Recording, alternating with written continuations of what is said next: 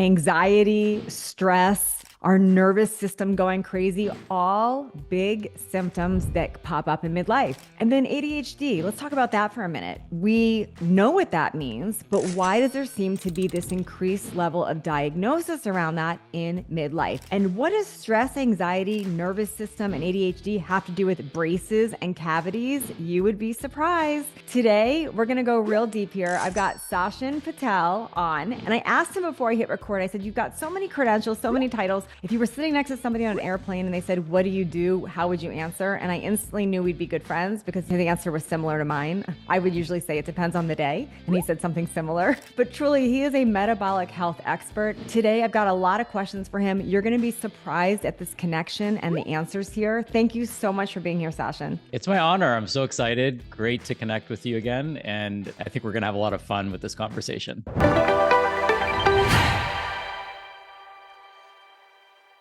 So I met him recently. I was speaking at an event. We were just both at Genius Network. I was speaking there. And when I got done speaking, and I was bringing up things that I probably don't really talk about publicly on social media a lot. I was telling my journey in health, but I was sharing some things that are a little bit out there. And what I loved is he got up and he said, I think we're going to be best friends. And he pretty much said everything that I had just shared, he took it to another level. For example, I was talking about parasites and I mentioned that 50% of people have them and don't know. And he stood up and said, actually, 100% of people with pets have them. And I thought, okay, we are friends. This is good. Mm-hmm. This is good. So Sachin introduced me to a lot of things like mouth tape. We're going to be talking about that. But I want to dial this back a little bit. And I want to bring it back to these main points. Sachin, you had mentioned to me when I met you that you can tell somebody's stress and anxiety level by how they breathe. Tell me more about that. Yeah, great question. So first of all, they say the eyes are a window into the soul, and I look at the breath as a window into the nervous system. The way we breathe is actually a two-way street. It's a two-way street between the autonomic nervous system and our body. So one of the things we've all experienced this. If we experience something stressful, we gasp, right? That's the first response that we have. If we feel a sense of relief, we sigh. If something's funny or entertaining, we laugh. If something upsets us, we cry, right? These are actually all forms of breath work. We don't think of them that way, but this is a window into the emotional state of somebody when they're experiencing a shift in their body. And so when somebody is standing in front of me, by paying attention to their respiratory rate, whether they're breathing through their nose or through their mouth, I can tell the state of the nervous system. For example, if somebody was standing in front of you, and I'll use, very jarring examples so it's easy for people to understand. If somebody was standing in front of you or your child was there and they were short, shallow breaths through their mouth, you know that person is in a stressed out state. Yeah. If somebody's breathing slow and steady, nice and calm through the nose, in and out through the nose, you know that person is in a calm and relaxed state. Now, what's interesting is I do a lot of calls on Zoom, and I can tell when got my students on a panoramic view where I can see all of them, if I'm going too fast, I will pay attention to the respiratory rate, and I will notice some people start breathing through their mouth. And then I know that, okay, I'm going too fast. They're not able to keep up and I'm stressing them out. So I can dial things back. So if you're a teacher, you can pay attention to the way your students are breathing. If you're speaking to your wife or your husband, you can pay attention to the way that your spouse is breathing. If you're striking up a conversation, you could see the shift in that person's nervous system and determine if they want to have that conversation right now or not. And you can also see as a conversation goes on, how their body and nervous system is responding. And most people, because they breathe unconsciously, it's a dead giveaway what's happening inside of them. And so now we can become better at reading each other's body language, or what I call their breath language, by paying attention to how somebody's breathing. That's wild. You were the first one that connected the dots on this with me. And yesterday I was doing a membership call with my membership group, and I had a guest on there. You might know her, Dr. Amy Apigian, but I had her on, and she was speaking into trauma and what that does to our body. And as people were sharing, I watched her on camera, and she would go like really this deep breath. And I watched how that would calm down the person she was talking to. And I watched this happen over and over again, how someone would share with her, and instead of her just giving a response, she would take this big breath. And I thought, wow, I would have not noticed that had you not shared that with me before. It was wild. Yeah, it's amazing. Like once you have the self-awareness of how your breath affects you and how it affects people around you, then you can utilize it as a tool to hold space for others. You know, a lot of times Mm. as practitioners and as healers, we're trying to help people feel safe in our presence, and we may not even realize it, but the way we're breathing is creating rather a space of safety for them. The way that we're breathing isn't just creating anxiety or stress in us, it could be creating that in others without us even being aware of that until you've pointed this out. Yeah, because remember, like one of the things that some people might know, and certainly a gentle reminder, is that our heart has a magnetic field, and the heart is actually controlled by the breath. So if I wanted to raise your heart rate right now, I would have you breathe a certain way, and your Mm. heart rate would go up, whether you like it or not, just by the fact that you're breathing a certain way. If I wanted to slow down your heart rate, I would have you breathe a different way, and predictably, you would have the heart rate drop every single time, 100 Wow. times out of 100. So the way we breathe affects our heart field. And we kind of know this through the Heart Math Institute's work. Heart Math Institute measures something called heart rate variability. And the way Hmm. you shift and regulate your heart rate variability is not by thinking about it, it's by breathing in a specific pattern that puts you into a state of coherence. And when we're in that state of coherence, our heart and our brain are better connected to one another. And that's the space that I think more of the world needs to be in, more in our hearts and our Mm. brains being in that connected state. That's where we make, the best decisions. That's where we unlock creativity. That's where we Mm. come up with our best ideas. And that's where we can hold the best space for ourselves internally, but also for others externally. I was watching a show recently that is a popular show right now, and I was watching them. They're sharing different stories about different couples, and some of the characters in the show, the way they talk is like this fast breath, fast paced talk. And I was wondering why I was feeling anxious watching them. And what you're Mm. saying makes sense. So we have to be aware not just what our breath is doing for us, but how that's making others interact with us. Yes, absolutely. So I'll just say this because it pairs nicely with what you shared. Our breath is the steering wheel of our nervous system. So just like you can drive unconsciously, like I could drive my son to school Hmm. for half an hour and be completely unconscious about the process and do it very passively, or I could grab the steering wheel and pay very close attention to how I'm driving and do it in a very engaged manner. So our breath is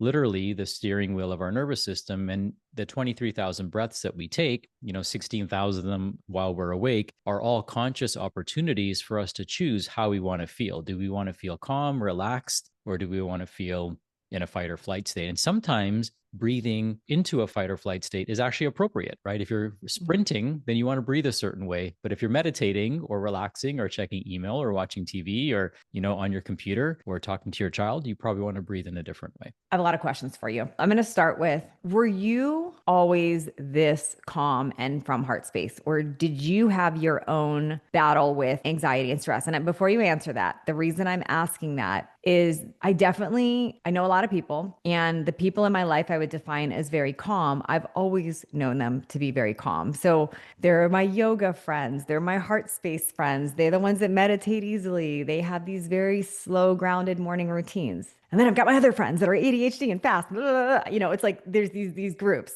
And I have yet to see people move from group to group. So I'm Mm. curious, did this with you? Were you kind of born with this? Did you have to teach yourself this? I want to understand. Great question. So, I've had my genetics done. And one of the things I learned about my genetics is that I am a fast metabolizer, a COMT fast metabolizer, which means Hmm. that, I metabolize my stress hormones very quickly. And so they just go right through me. So it takes a lot to get me worked up. And it takes a lot to keep me there. So biologically, I believe that I am kind of primed to be more on the calmer side. And then I would say that I've kind of unlocked another level of calmness by Hmm. being more mindful and conscientious of how I breathe. And by simply slowing down my breath, by, kind of doing work to go inwards, I feel like I've leaned into that capacity a little bit more. So I would Okay. say that I was already set up for that from a genetic Yep. standpoint. I grew up around my mom, who's like super, super calm. So she modeled that to me. She never loses her cool. She never gets My stressed daughter out will and never say that about me, unfortunately. and then yeah, and then I leaned into it, knowing what I know and what I'm going to be teaching people today. Okay. So, and have you helped people with my type of personality that were more the high strung, the fast? Like, have you actually been able to see them come to a happy medium? I don't think you can completely change them, but have you helped them calm down or get out of this state? Yeah, so that's a great question. And, one of the things that I've learned, and some of this is a theory, so I don't have any science to back this up, just my anecdotal experiences with people, is that, and we've known this actually, this is well documented, is that we store a lot of our trauma in our diaphragm. Okay. And we store our grief in our lungs. So if you think about trauma, for example, if hypothetically, we'll just use it as an example, if somebody was going to punch me, the first thing I would do is I would hold my breath, Mm-hmm. right? Because our diaphragm acts as a distributor of force throughout our fascial system. So all of our fascia connects all of our nuclei of our cells together. So we have this internet-like, web-like structure that connects every cell nucleus in our body together simultaneously. And this is done through a hydrostatic process, which means that the pressure is evenly distributed throughout the body. The diaphragm, because it's a muscle that sits right in the middle of our body, is responsible for distributing that force. Now, what also happens with a lot of people, I know this has happened to me, and maybe perhaps it's happened to you and others that are listening to this, is that at some point in our life, we were told to stop crying. Or at some Mm-hmm. point in our life, we felt like crying, but we didn't. And the only way to stop crying is to stop breathing first. And the only way to stop breathing is to hold your diaphragm really, really still. So it's kind of like running into a brick wall, so to speak, because you're trying to hold this muscle really still so you don't cry Yeah. and you don't release. And crying is actually very, very healing to the nervous system. Like you always feel good after a good cry because you're using the cry as a form of breath work to release the trauma, that energy that you're holding on to. It's a way of the body to re-regulate the nervous system. This is why whenever if I'm on an airplane and a baby is crying, most adults panic and they freak out and like, shut that baby up. They may not say it out Mm-hmm. loud, but they're thinking in their head. And in my head, I'm saying, let that baby cry because whatever, if we get it to stop crying, it's going to push all of that emotion back down. And what ends up happening is the diaphragm develops trigger points. And when the diaphragm, just like any muscle, develops trigger points, it starts restricting its range of motion. So now somebody who's had, traumatic experiences in their life, who hasn't been able to release those experiences and that trauma, their diaphragm becomes tight and filled with trigger points, which then causes them to be short, shallow breathers. And so their habitual breathing pattern now is short, shallow breathing, which means they're going to habitually be more on the edge, more in that, fight or flight type of state. And that's Yeah. going to be their default kind of pattern, nervous system pattern, if you will. So what we like to do is we like to uncoil that. And the way we can do that, one is by doing trigger point work on the diaphragm itself. So just digging, it's easier if you lay on your back Mm-hmm. and just relax your abdomen, take a few breaths in and out. And then on the exhale, relaxing your abdomen, just kind of dig underneath your rib cage and see if you can find any of these trigger points. And I did this once at an event I was speaking at, and a gentleman in the front row just started bawling his eyes out. The last guy you'd expect to start crying. Yeah. And he just started releasing all this energy he'd been holding on to because in school, when he was younger, he was bullied. So he would walk down the hallway, and at any given time, somebody would come and punch him in the stomach. So he had to walk around Oh, through wow. school with a very rigid abdomen, holding his stomach really tight, holding his diaphragm really tight. And so he developed this massive trigger point. And so that emotion was all stored in that diaphragm. And once he started massaging it out and releasing it, the emotion came with it. So it So can be revert. And you're saying people could do this themselves? Like they can literally do that themselves. So can you explain that? You would lay on your back and how, under your ribs, what would you be doing? yep. So you would just lay on your back, knees bent, relaxing your abdomen. Just take a few cleansing breaths. So full inhale, full exhale, full inhale, and then a relaxed exhale. And then you would just hook your fingers like this Mm-hmm. and palpate underneath your rib cage and just kind of dig in there a little bit. And you'll start to feel, if you have them, you'll start to feel these tender points just on the inside of your rib cage where your diaphragm inserts. And you can start working those out. So just in a gentle circular pattern, you can Yeah. start massaging those, and that's going to make a big difference. The other thing that happens is when our diaphragm doesn't go through its full range of motion, right? We don't get proper vagal nerve stimulation, and we become short, shallow breathers, which again keeps us in that perpetual fight or flight state. So breath work, where we actually do a lot of work with the myofascial system. So Mm-hmm. when I do a breathwork experience for people, one of the first things we start doing is we start moving and shaking. So we start waking up the myofascial Mm-hmm. system, which is again that web-like structure that connects all of our tissues together. And so we start waking up the fascial system. We start patting it, tapping it, jumping up and down,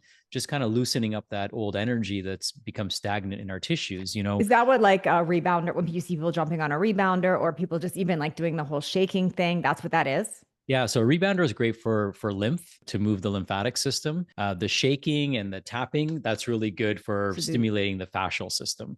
okay. So, they say our issues are in our tissues. So when we experience something extremely traumatic, for example, we actually go through a process called dissociation. And so dissociation is where we almost forget something has happened because it's so traumatic, but that information, a hologram of that information is actually stored in our fascial tissue. Hmm. And later on in life, it can show up as a disease if we don't clear it out, if we don't properly address it. Mm. So with the breathwork experience, what we do is we start getting people to start tapping and shaking and moving, even yelling and screaming to start moving that energy.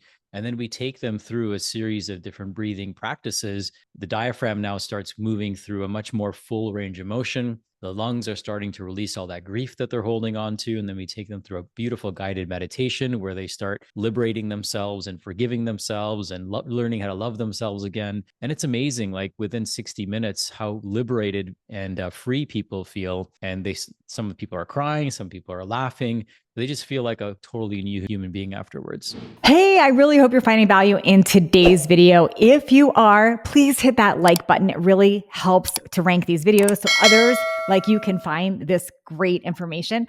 Also, if you are enjoying the channel, make sure to hit the subscribe button. It's that little bell that pops up that lets you get notified anytime I have a new release.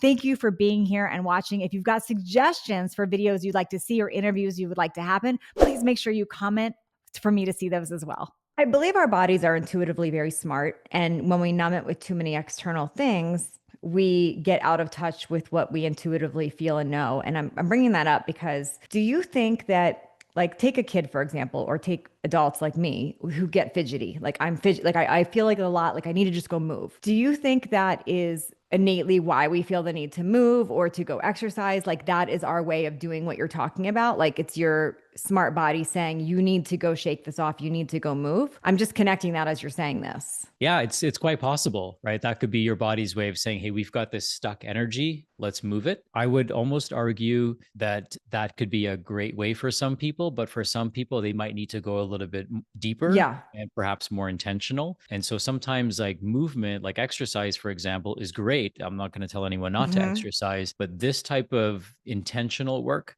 moving our body with the intention to move that emotion, Mm-hmm. because a lot of times when we're exercising, we're not thinking that we're moving emotion necessarily. Totally. We just feel Makes like we need to sense. move. So Well, adding, I think some people do. Like, I've always connected exercise with getting anger out, getting like, I've been able yeah, to do that. Like, so I think that part, but I hear what you're saying. Like, you want to be intentional. And like, I think of my friend Lavinia Erico, who she does a lot out in the morning. She does like the shaking and the moving, and she has yeah, a whole method around that. But it makes sense what you're saying when it's more intentional, which I'm going to ask you some more questions about. But I'm left definitely connecting the dots with, I'm thinking about kids, for example, and being someone who's been labeled ADHD my whole life. I think of where somebody wants to medicate kids so they can sit still when I'm thinking, but their body is telling them if you can just move and get it out, you would be able to concentrate. So it's like that's where my head went with this. yeah, absolutely. I think movement is paramount, right? It's such Mm-hmm. a great stimulus to the brain. It's probably the most potent nutrient for the brain. I think moving is really powerful, and kids don't do enough of it these days, unfortunately, and they're Yeah, it's getting doing worse with less and less of it, electronics. right? Over or as time goes by, and certainly that energy needs to go somewhere. So I do feel that movement is absolutely crucial, and I Just think feel about when like we were kids, Sasha, and like just how you and I mean, just us being raised as kids, and like we didn't mhm. have all the electronics and all the TV choices and all the things. So like I don't know about you, but I was always like outside moving around playing and Oh like, yeah,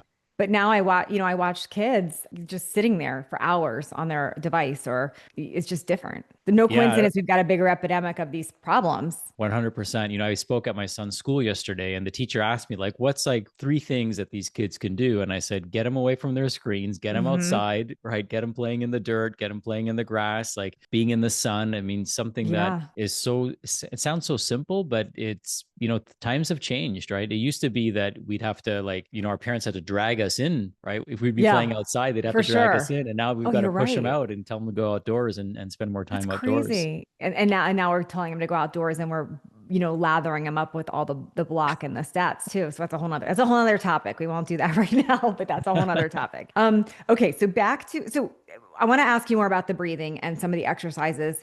Somebody told me once, and I had not thought about it like this before either, that our lungs are the only organ that we actually can manually control. So, like, we can't manually control our heart or our kidneys or our liver, but your lungs through breath, we can manually control that. Mhm. So, I get why this is important to understand. And because we can, help us with this breath work connection and how we can use that as a tool. Yeah, absolutely. So, breath work is anything from my perspective, is anytime we're consciously manipulating our breath, or even in some cases, passively manipulating our breath, that's breath work. Okay. So it doesn't necessarily have to be Wim Hof or something that you do in a studio with a group of people. Right. Anytime I could be sitting here right now. In fact, I am. When you're speaking, I'm slowing down my breath. I'm breathing in and out through my nose. I'm doing it in a very conscientious way. So I'm working on my breath. So anytime we're working on our breath, I refer to that Mhm. as breath work. So Now, even holding your breath is breath work. it can be. Yep.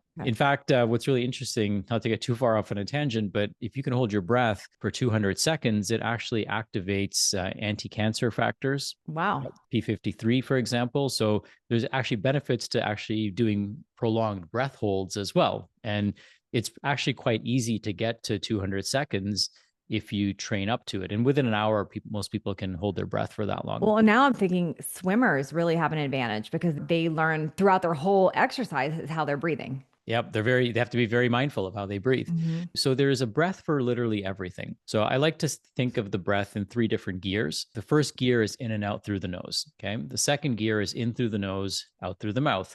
So when you're at rest, the most appropriate way to breathe would be in and out through your nose, anywhere from 4 to 6 seconds in, 4 to 6 seconds out. So that's going to be a calm, gentle breath. You're not necessarily breathing in fully and exhaling fully. You're just breathing into about 10% of your capacity. That's about 500 milliliters. So if somebody was sitting next to you, they wouldn't even know you're breathing. So it's Okay. calm, relaxed. If I put a feather under your nose, the feather should be barely moving. So the calmer our breath is, the more calm our nervous system is. I did a test in my house once and I just had my wife bring me a bowl of water, filled it to the very top, and I put my nose to the edge and I'm looking at the reflection in the water and I'm trying to create as few ripples in the water as I possibly can. And if you think about that, the faster if I was breathing, Hmm. quick and rapid, the water would be very rippled. But Yeah. slow, gentle breathing, the water is going to be very still. So that represents the state of our nervous system. Now, if I'm exerting myself or if I'm talking, then I'm going to breathe in through my nose and then out through my mouth. If I'm going in a full out sprint, then I'm going to breathe in and out through my mouth. And that makes a lot of sense because every time I breathe in and out, my lungs are going to expand and contract. My diaphragm is going to rapidly move up and down,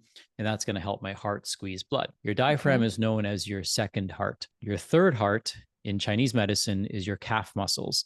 So you actually have three Wow. major pumps in your body. You have your heart, you have your diaphragm, and you have your calf muscles. And they pump blood Huh. from the bottom of the body back upwards. So that's why rebounding can be very powerful, or the moving and shaking can be really powerful because it moves a lot of energy from the lower extremities back up to the heart. So the diaphragm plays a crucial role in our breath work. That's why the trigger point work could be a good place for people to start. And Hmm. then what we wanted to start doing when we think of breath work is we want to ask ourselves, how do I want to feel? That's the first question, because just like what direction do I want to go in is going to change the way you breathe. So if you want to feel calm, if you want to be in what we call a coherent state, you want to be creative, you want to be good at problem solving, then 4 to 6 seconds in, 4 to 6 seconds out is the way I would breathe. If you wanted to feel balanced and center your nervous system, you could do something called alternate nostril breathing. So alternate nostril breathing is where you breathe in and out through one nostril, Okay. and then you breathe in and out through the other nostril. So you would do this back and forth for about 3 to 5 minutes, and that would connect both of your hemispheres of your brain. Wow.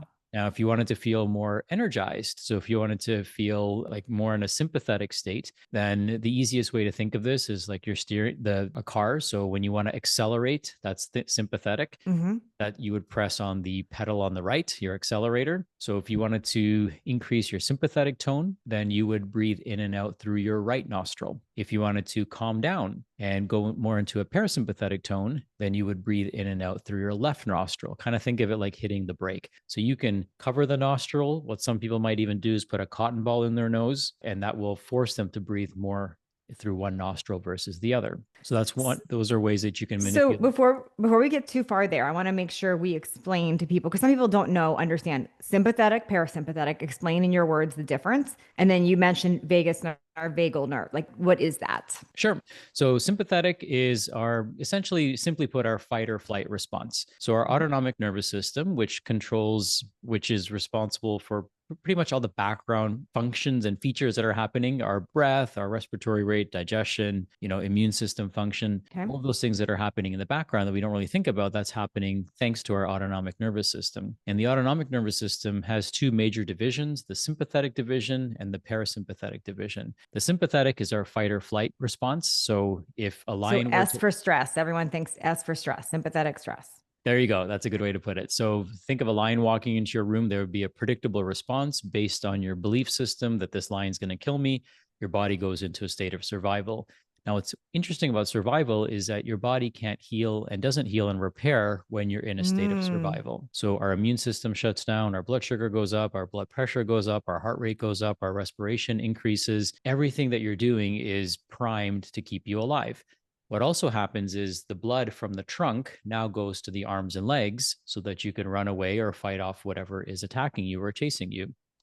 The opposite of that is the parasympathetic nervous system, or the parasympathetic division of the autonomic nervous system. This is our rest, digest, repair, rejuvenate, restore, reproduce division of our nervous system. Every goal that somebody has, better digestion, better reproductive health, better sleep, better focus, all of those things are what people crave. And that's when that happens when they're in that parasympathetic side of the nervous system. Makes total So, sense.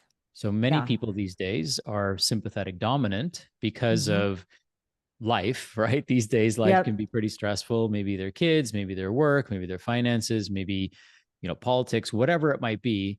It just seems like there's just so much on our plates, more so than there used to be when I was growing up, and certainly more than when our grandparents and great grandparents Yeah. were growing up. They had a different type of stress. It's interesting because so it's not that stress is bad. It's actually important at sometimes. Like you said, Mhm. there's a lion in the room. There's somebody cuts you off driving. Like you got to pay attention. There's times your child falls in the pool. Like those are you need that stress response. But what you are saying is if we're living in that stress response, if that is your dominant state, then there's never a time for rest and repair. So that is where disease creeps up or disease cannot go away. Did I say that right? Is that Yeah, that's a good way to put it, right? There's acute bouts of stress that we're primed for. What we're not sure? primed for and designed for is for chronic persistent stress. And it's that chronic persistent stress that creates issues for people because they never recover properly from the previous Yeah. stressor. And then So the we other issue with that, I would imagine that chronic stressor is if you're feeling chronically stressed,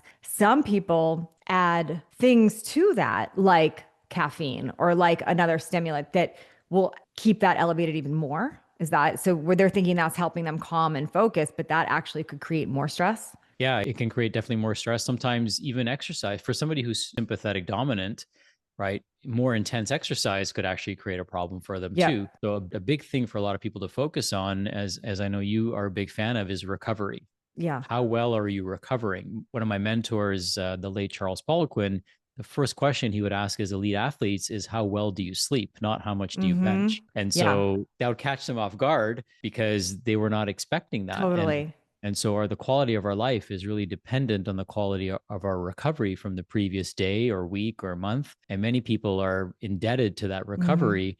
And so they never really feel themselves. And so when their body doesn't respond the way they expect it to, they push themselves harder and Yeah. they create more recovery debt. And so for a lot of people, it's slowing down not just their breath, but their lifestyle and their daily practices. And getting slower is actually what can help them. What's really interesting for the nervous system is to get more parasympathetic. One of the ways to do that is to slow down our breath, to lengthen our exhale. So for you to breathe in for 2 seconds, breathe out for four. Breathe in for 4 seconds, breathe out for six. Anything that we do to lengthen our exhale is going to shift us into a more parasympathetic Wow. state. Think of something like humming, right? You might breathe in for a couple of seconds, but when you're humming, you're breathing out for a prolonged period of time. Makes And it's sense. hard to be mad when you're humming, right? You just That's feel even so like think of calm. like the that's where that's probably coming from. Like that's Right. that. You're lengthening your exhale. But what also relaxes your nervous system is moving slow. So if you think about it, if you were in fight or flight, you'd be moving very quick. Yeah. But if you're parasympathetic, you'd be close to still. So some of those So movements that are, So that I Tai don't even, Chi, yeah. yeah. So Tai Chi can be beneficial, but even like, even the intentional slowing down of, hey, if you're going to go get a cup of coffee or go grab some water Wow. or go to the bathroom, right? Just pay attention to how fast am I moving? Am I hurrying to get there? Because Yeah. then you're shifting into fight or flight, or am I slow and intentional with my movement? So even in our daily practice, we can slow down what we're doing, and that's going to tell our nervous system that we're safe, and also help shift it into a more parasympathetic state.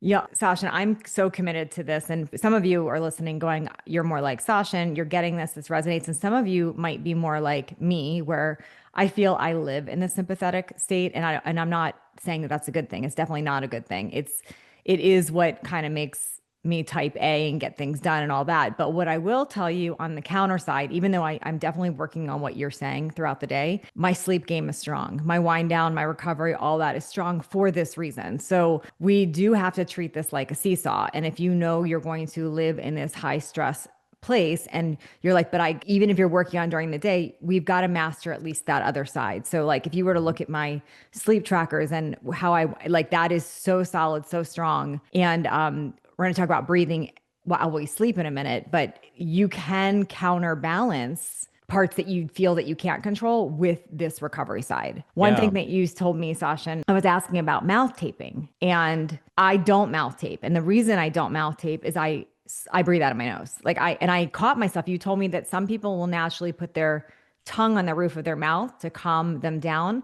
And I started noticing that is literally how I breathe. I close my mouth and my tongue goes on my, and when I'm stressed or when I'm falling asleep, that is literally the position I go to. And you pointed out that kids that suck their thumb, that's what they're doing. Can you talk a little bit more about that? Yeah, absolutely. So there is a magic button at the roof of our mouth, just behind the front two teeth, that actually soothes our nervous system. And so children, especially those who have tongue ties, and a tongue tie is when the little frenulum on the bottom of your tongue, that little stringy part on the bottom of your tongue, when that's too tight or Mm-hmm. short. And so children cannot then put their tongue in the roof of their mouth. So they end up using their thumb as a spacer to push that magic button, or they might use a pacifier in order to do that. And they instantly calm themselves. The mother's nipple will also hit that sweet spot Wow. when a child is bottle breastfeeding or even bottle feeding. The nipple Mm-hmm. of the bottle hits that spot and instantly soothes them. Now, children who have a tongue tie and who use a pacifier and or their thumb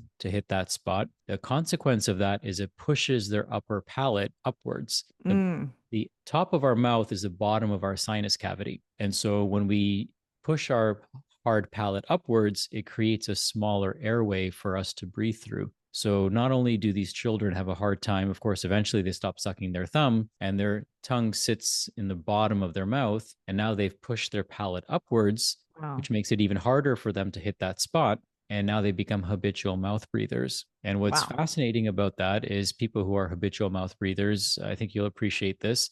Of course, they tend to be more into a fight or flight state, but they also change the foods that they crave. So somebody who breathes through their mouth requires more sugar to taste the sweetness. So, for example, somebody who's a mouth breather might need four, spoons of coffee for the same sweetness as Right. somebody who only needs one spoon of sugar for their coffee. So it changes the way we taste our food.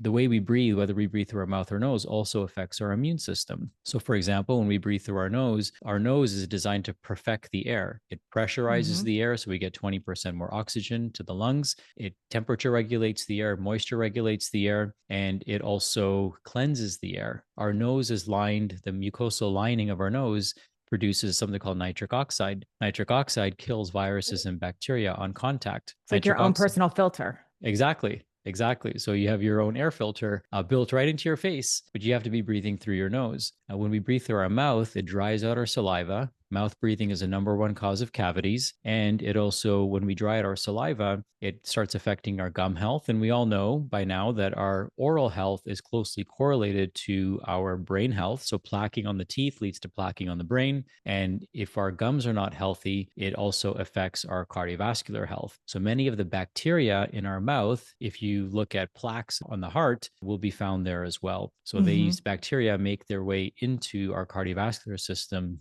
through our mouth. So preserving oral health by breathing through the nose actually makes such a huge difference on our immune system, makes a huge difference on our cardiovascular system, on our nervous system, and so on and so forth. And this is why you suggest mouth taping for people to force it out of their nose? Yeah, so mouth taping essentially, so here's who should mouth tape. I think that's a good place to start. People who, about 66% of people breathe through their mouth while they sleep. So Mhm. statistically, most of the people listening to this are going to be breathing through their mouth while they sleep. What mouth taping does, or even chin strapping, so if you don't like the idea of perhaps taping your lips closed, then Mhm. you could use a strap that goes over your head and just underneath your chin, and that keeps your mouth in a closed position. So you breathe through your nose, right? If you're in bed for 8 hours a day, you want to be breathing Mhm. through your nose because that's going to help you get more into a parasympathetic state. It's going to decrease the number of times or eliminate the number of times you wake up in the middle of the night to use the restroom because Okay. mouth breathing is a diuretic. You're going to start dreaming again. Your blood pressure is going to drop. You're going to be breathing in a more parasympathetic state. So your cortisol levels are going to drop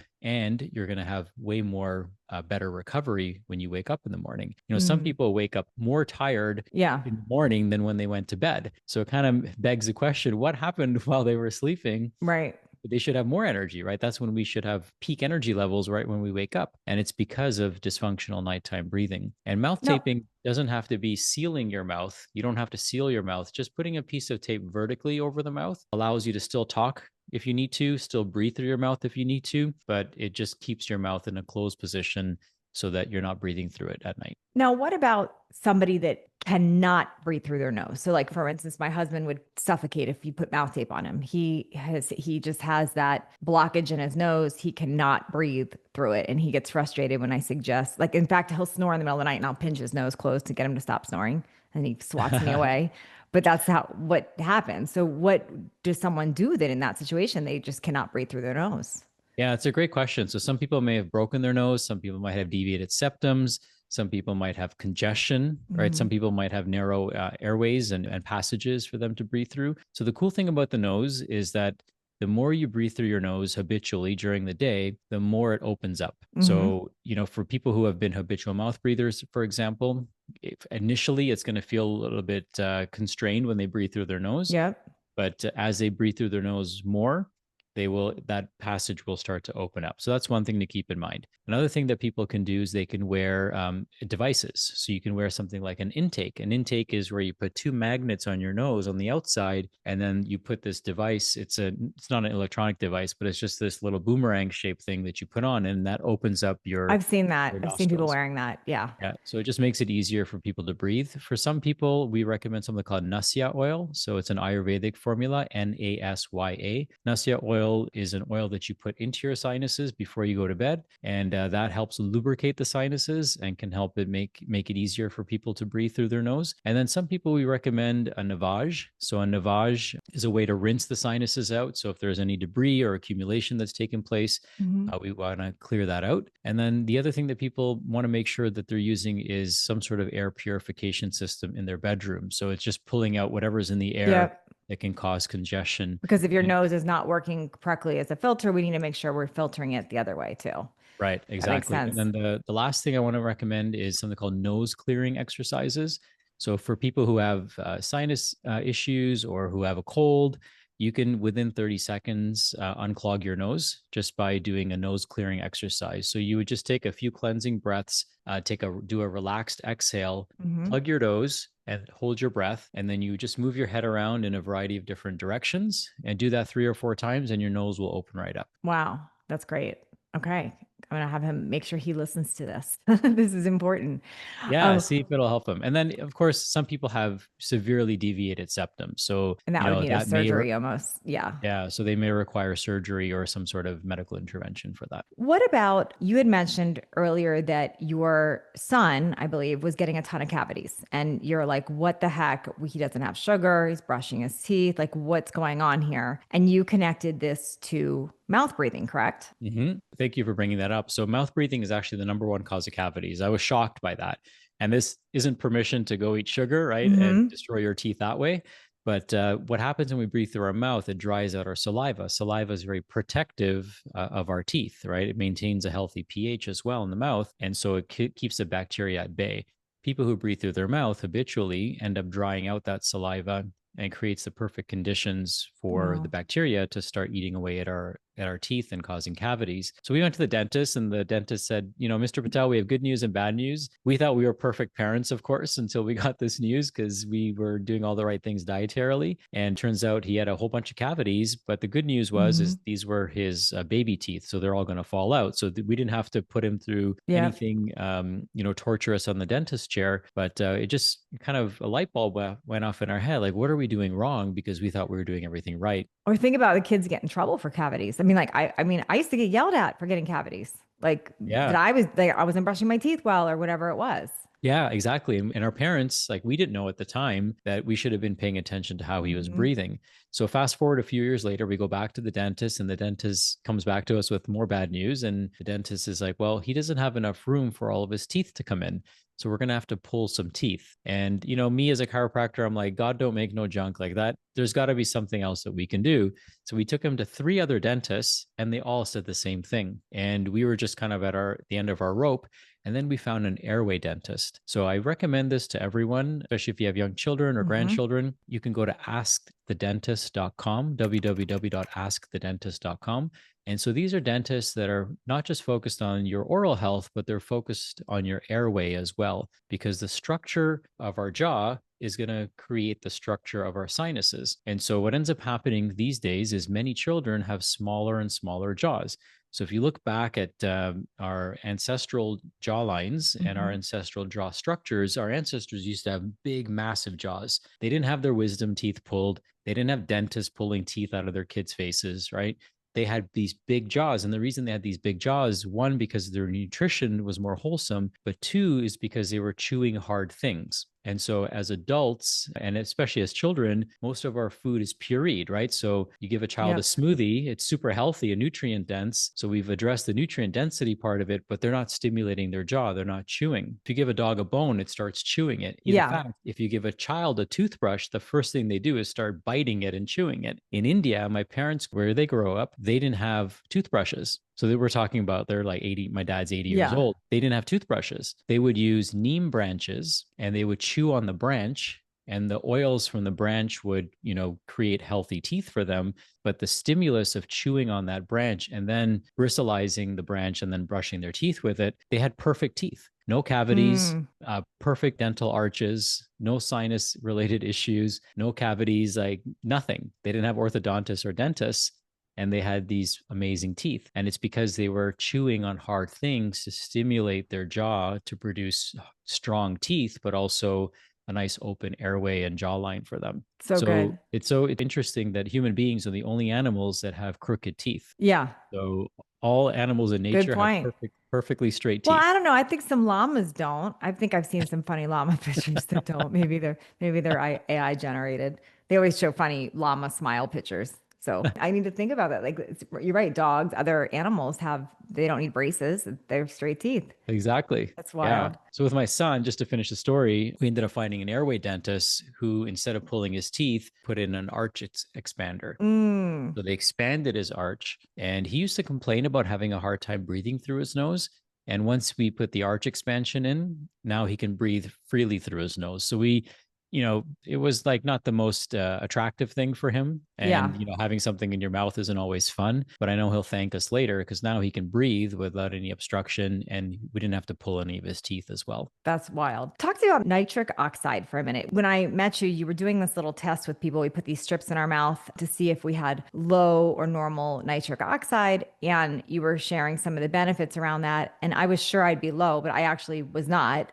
You said I was one of the few that was not, probably because I don't mouth breathe. But can you explain what that is and why that's important? Yeah, first of all, I want to acknowledge you, because, pretty much everyone in that room had low nitric oxide levels, and yours came back like spot on. So I was kudos to you. surprised. I didn't Yeah. think it would, but yeah. So it's a combination of how you breathe, how much you move your body, because movement also increases nitric oxide. Also, sun exposure increases nitric Hmm. oxide as well. So it's a combination of things So that all those will things I do. And plus you do all asked me those if I things. eat arugula and I'm like, yeah, I do. I eat all that stuff. So Yeah. So you're yeah. checking off all the boxes. You're living your message, which is beautiful. And so nitric oxide is a very important signaling molecule molecule in our body. It has three main functions, and I'm sure many that will be discovered soon. So one of them is it kills viruses and bacteria on contact. That's why our nasal cavity is lined with nitric oxide. In Okay. fact, many people might be familiar with the medication Viagra. Viagra is a medication that regurgitates and recycles the nitric oxide that we produce.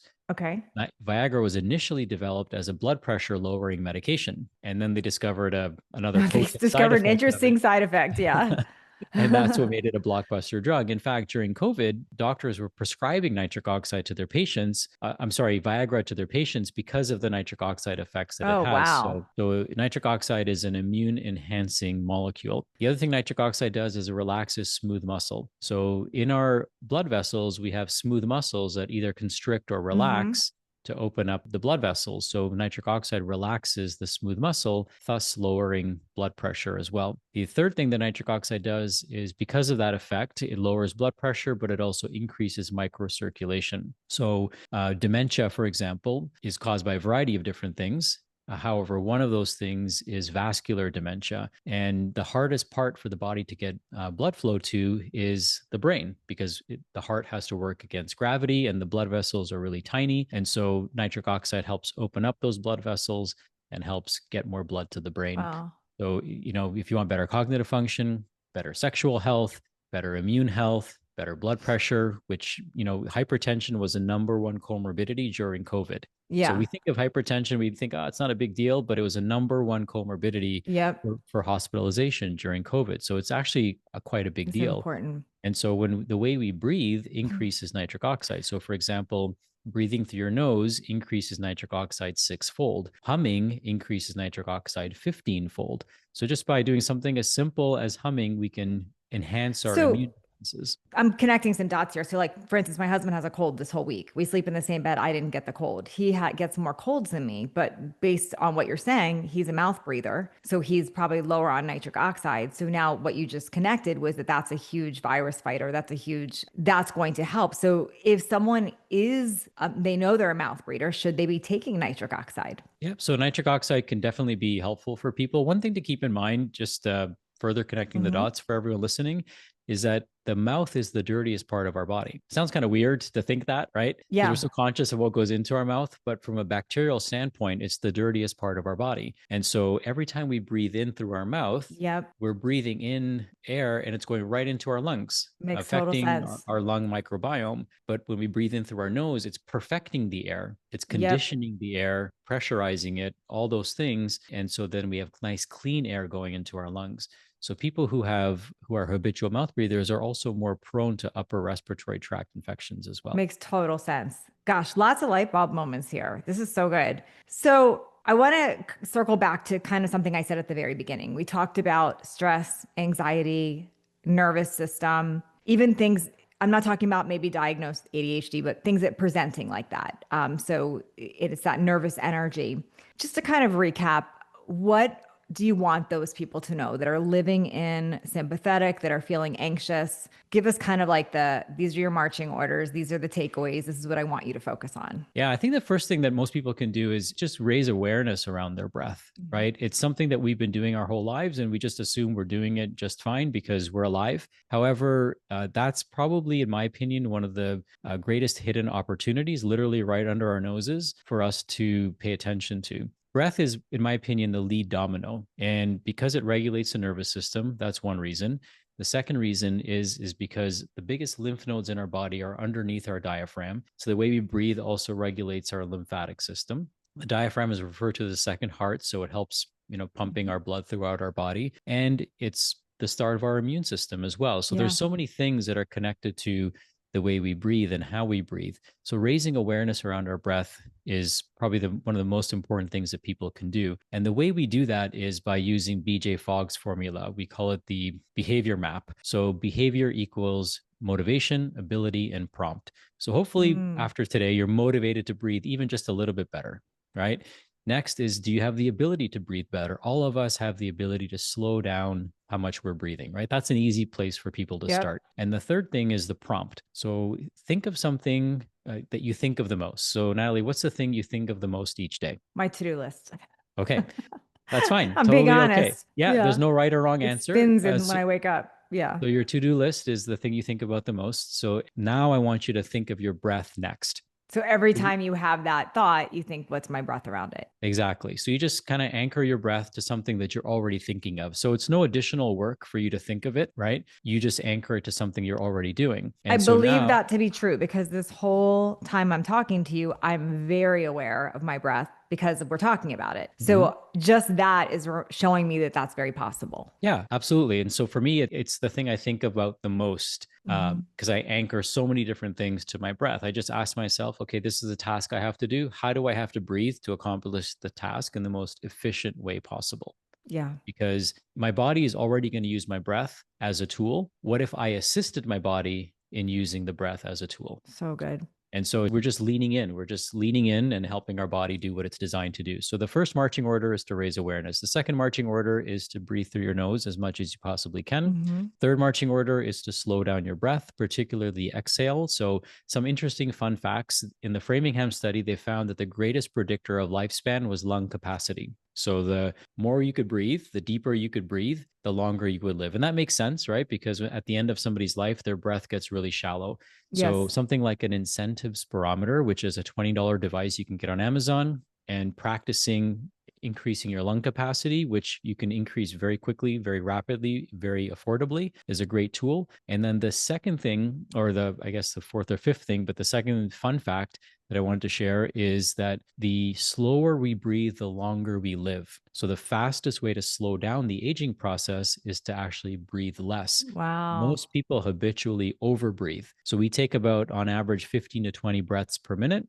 If you can go down to 4 to 6 breaths per minute, your nervous system is going to be way calmer. You're going to conserve tons of energy. You're going to repair your body throughout the day, and you're going to slow down the So aging good. process. The other thing that happens is, and this is counterintuitive for most people, but the slower you breathe, the more oxygen you get out of each breath. So it's something called the Bohr effect. So if I were sitting here breathing, Yeah. I'm not getting any oxygen because what's happening is all that CO2 is getting packed into my lungs and barely any oxygen is getting delivered to the alveoli. But if I breathe nice and slow, there's actually more oxygen delivery taking place. This is called the Bohr effect. And so with each breath we take, only about Mm-hmm. 20% of the oxygen is actually absorbed. So by slowing down our breath, we get closer to, 80 to 100% of the oxygen being absorbed. So good. So good. Sachin, this is so good today. I learned so much. Thank you so much for this. Where can people learn more? Where can they follow you if they want to go deeper around all of this?